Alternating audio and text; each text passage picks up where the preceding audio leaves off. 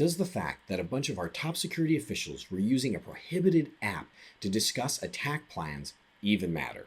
Welcome to Philosophy All Along. I'm a professional philosopher, and I like to use the tools of philosophy to help me think about things more deeply. Okay, so you already know the story. We don't need to go deeply into it.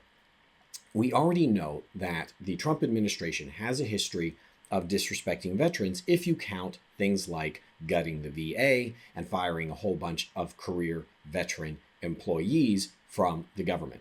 But does this whole thing where apparently Pete Hegseth, who's in charge of the Pentagon and our entire military, and a bunch of our top security officials were using this insecure app to discuss attack plans even matter? Yes. Yes, it does. And it is just more evidence how little regard the Trump administration has for our military and our military personnel. So the fact of the matter is this application was already prohibited.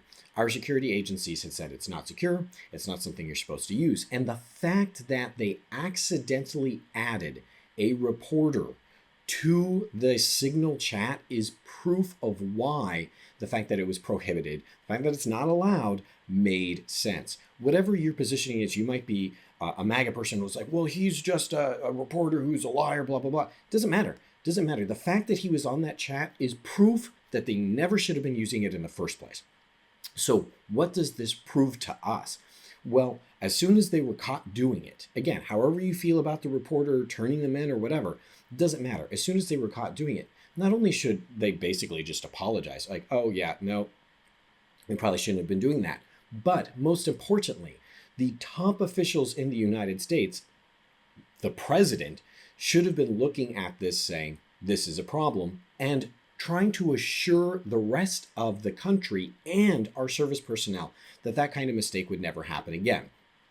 Our military personnel know that the usage and handling of secure, classified, and sensitive information is literally a court-martial offense. If any of our armed service personnel had done something like this, if they had engaged with information like this in a way that they were not allowed to, or simply just a way that was seen as irresponsible, they would be court-martialed. And they all know it. So the very fact that people like Pete Hegseth are out there on the tarmac saying, this doesn't matter, no war plans are being shared, stop asking, blah, blah, blah, trying to blame the reporter for it instead of taking responsibility, which by the way is a dishonorable way of acting in the first place.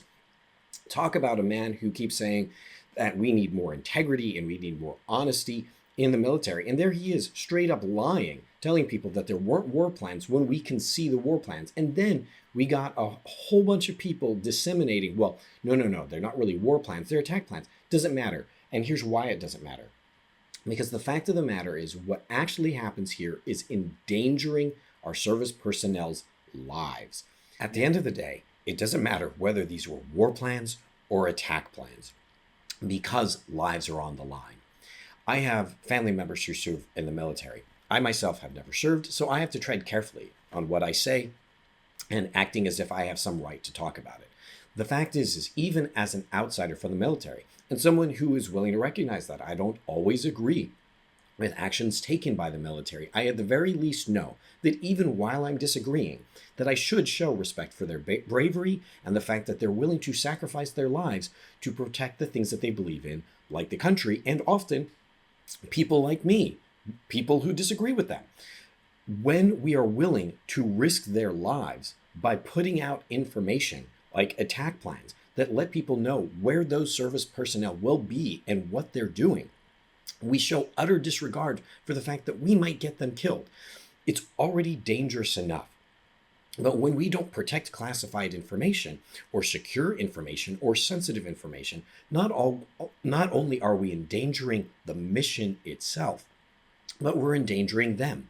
And this just goes to show, and I think military personnel have already been aware of this, but it even becomes more prescient. The fact is that our administration and our government does not respect their lives, that they are just a means to an end, that the Trump administration, whom many veterans and many service personnel vote for and believe in, love the way that they talk.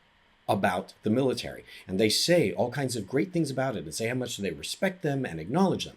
But when the rubber hits the road, and it's a simple matter of continuing to respect them after they leave the military or when they're injured, being there to support them, or trying to make sure that we don't treat their lives frivolously as if it doesn't matter whether or not they die or not whilst they are in service, well, then the Trump administration is clearly just lying to us all about how much supposed respect it has for people who put their lives on the line for our country.